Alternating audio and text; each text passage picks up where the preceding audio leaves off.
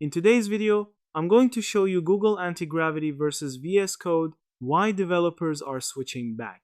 In 2026, Google Antigravity emerged as one of the most talked about AI-powered IDEs, pitching a new agent-first development paradigm where autonomous AI agents can plan, write, test, and verify code across editor, terminal, and even browser environments, a very different philosophy compared to traditional tooling.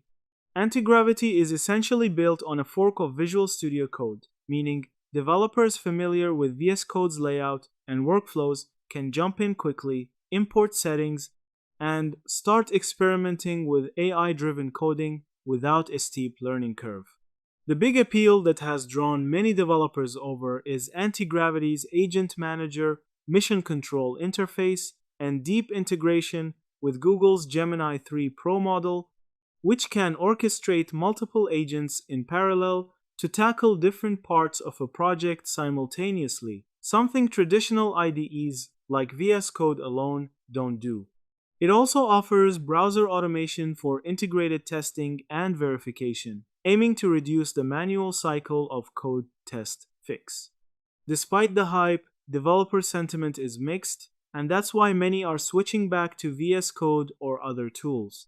Real-world feedback highlights gaps, missing essential IDE features like reliable go-to definition, extension limitations due to marketplace restrictions, and occasional instability or hidden quotas that throttle productivity. Some users report that what should be a productivity booster becomes a hindrance when basic, navigational, or refactoring tools don't work as expected.